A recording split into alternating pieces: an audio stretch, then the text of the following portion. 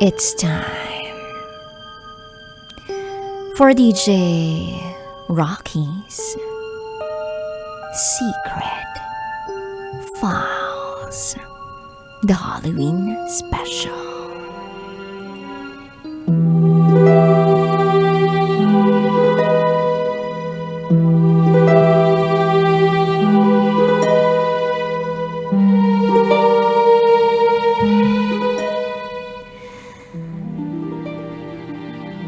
Nakatitig siya sa akin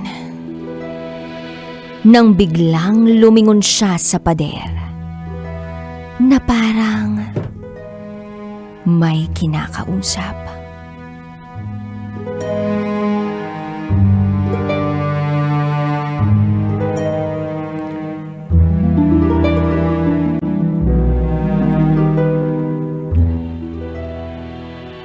Ako si Jam, 20 years old. I came from a well-known family sa aming lugar. Kaya pag may nangyayaring kahit ano tungkol sa aming pamilya, whether good or bad, ay kakalat agad sa buong lugar. I got pregnant when I was 16. Yung boyfriend ko ay inuwi ng magulang niya sa kanilang probinsya. When my parents found out, gusto nila na ipalaglag ko ang dinadala ko. Aside from bearing a child out of wedlock, ay masyado pa akong bata. Kaya malaking kahihiyan daw ang bagay na yun sa aming pamilya. Pinahinto ako sa pag-aaral. Kinulong nila ako sa bahay. At kung ano-anong gamot at halamang ugat ang pinaiinom nila sa akin. They even forced me to jump sa hagdan, kaya dinugo ako. Naging sunod-sunuran lang ako sa kanila. Dahil takot din ako that time. Because I know, deep inside, gusto ko rin na matanggal yon. And I'm not ready for that big responsibility.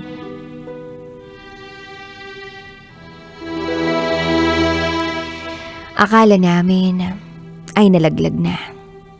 Dahil hindi ako nakaramdam ng mga lihi-lihi or morning sickness na usual na nararamdaman ng isang buntis.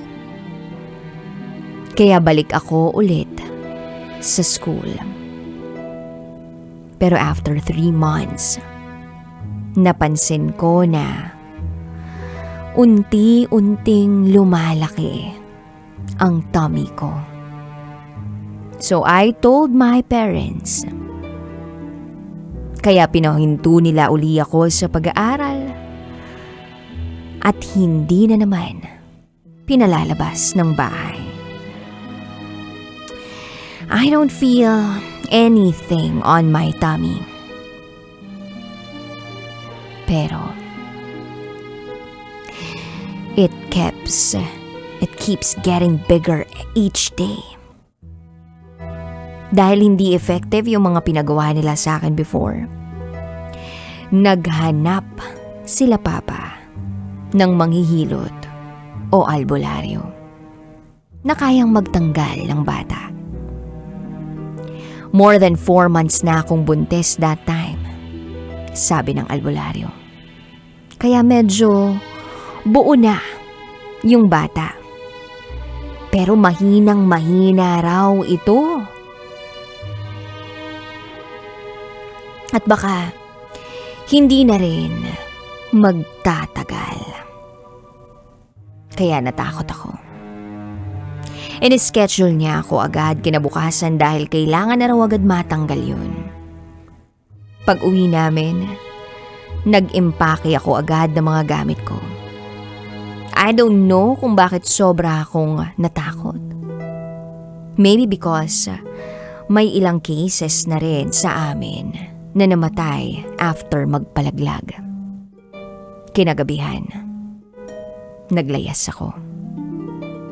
Nagpunta ako sa bahay ng mga kaibigan ko pero walang gustong tumanggap sa akin dahil ayaw daw nilang madamay. I had no choice. Lumuwas ako sa probinsya nila mama sa Nueva Ecija at nakituloy sa aking Lola Teresa doon. Todo ang pagalit niya sa akin kung bakit daw ako naglayas. But eventually, humupa rin agad yun nang sabihin kong buntis ako. In-expect ko na mas lalo siyang magagalit. Pero parang bumait siya when she found out. She advised me to tell my parents where am I para hindi sila mag-alala kung nasaan ako. Galit na galit, sina Papa at sinabing wag na raw akong babalik sa kanila. I cried. I didn't even know na ganun pala magiging malaki o kalaki ang consequences na nagawa ko. Or maybe karagdagang galit lang yon dahil mas galit sila sa maaga kong pagbubuntis. Kinabukasan, sinamahan ako ni Lola sa ospital para magpa-check up. Wala akong sinabi kay Lola at sa OB tungkol sa mga pinaggagawa namin nila Papa. When the doctor found out that I was just 16 years old at tinakbuhan ng magaling, another pangaral na naman sa akin. After akong ma-check, the doctor told me that the baby is doing fine. Nashock ako dahil kabaligtaran yun ng sinabi ng manghihilot. So I concluded na hindi totoo yung pinagsasasabi ng manghihilot. Paano nga naman niya malalaman? Sa pamamagitan ng paghaplos-haplos o pahimas-himas at konting pulso-pulso. So sa loob ng ilang buwan, si Lola lang ang karamay ko hanggang sa tuluyan na akong manganak. Si Lola lang ang katulong ko sa pag-aalaga kay baby. I named her Maria Therese.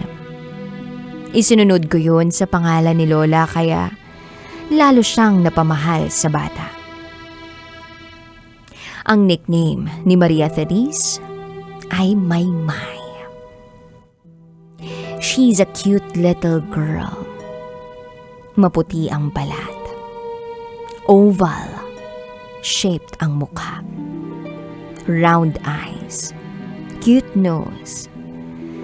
And rosy little lips. Napakadali niyang alagaan dahil hindi naman siya iyaking bata.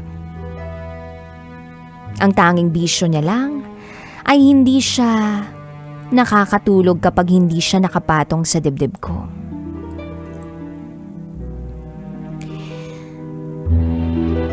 I found it cute before this day happened. She was 2 years old that time. Kauuwi ko lang galing school. Dahil sa pagod, nakaidlip ako.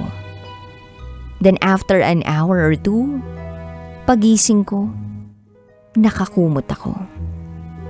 And there she was. Nakaupo sa tiyan ko. Nakatitig sa akin. Bilog na bilog ang mga mata.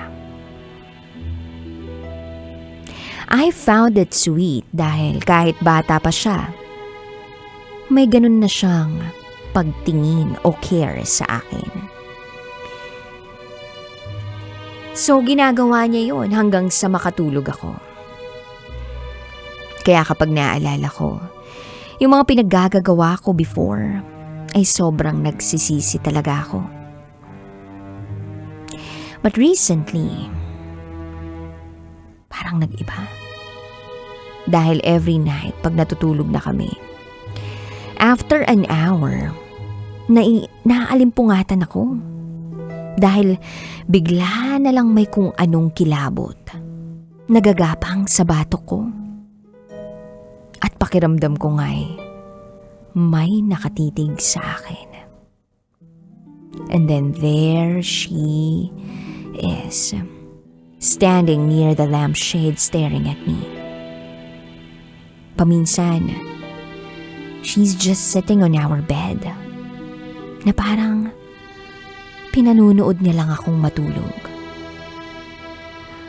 Then one time I asked her, "Why are you still up, baby?"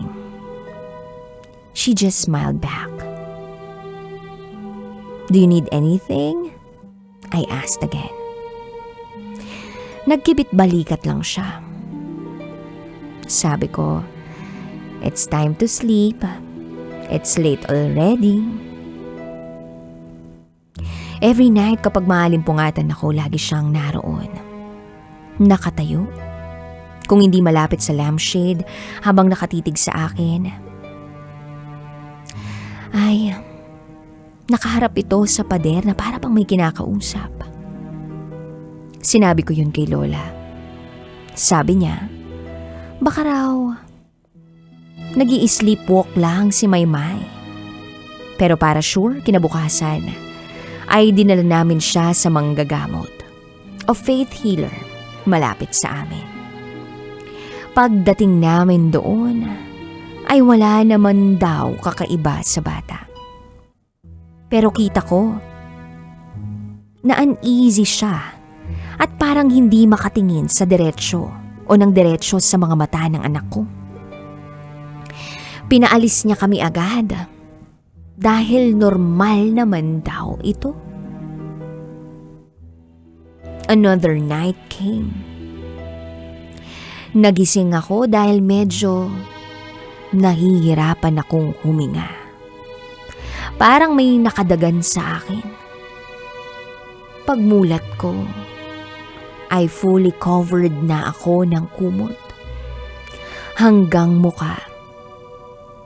So, I immediately removed it. At si Maymay naman, nakaupo sa tummy ko.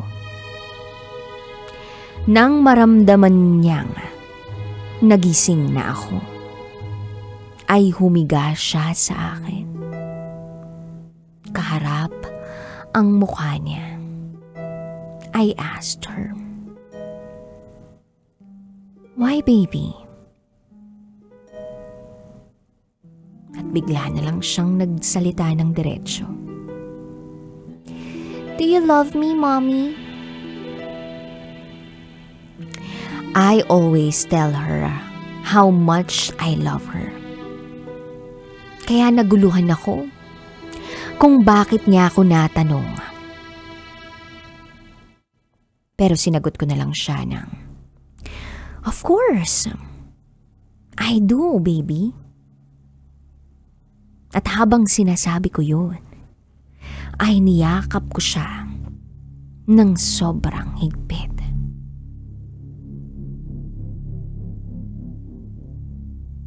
Nang bigla na lang siyang tumitig sa akin ng kakaiba. Naguluhan ako.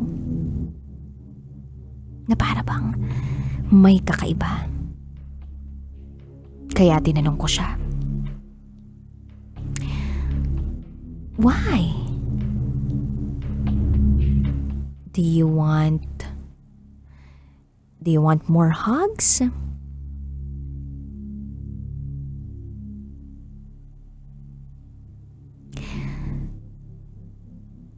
Tumango siya. At inulit na naman ang tanong, "Do you love me, Mommy?"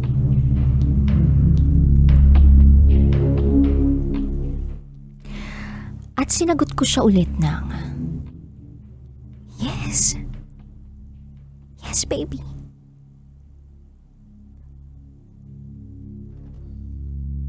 Hanggang sa mas dito na ako kinalabutan. She looked directly into my eyes.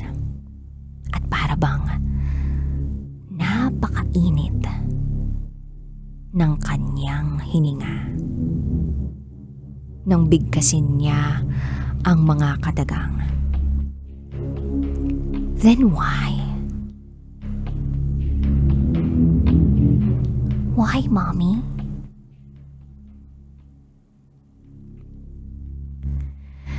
Napahinto ako doon, DJ Rocky. Lahat ng yan ay nabasa ko lang. Shinare ko para hindi lang ako yung mag-isip.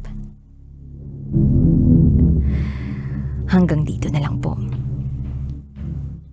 Ako si Nelly.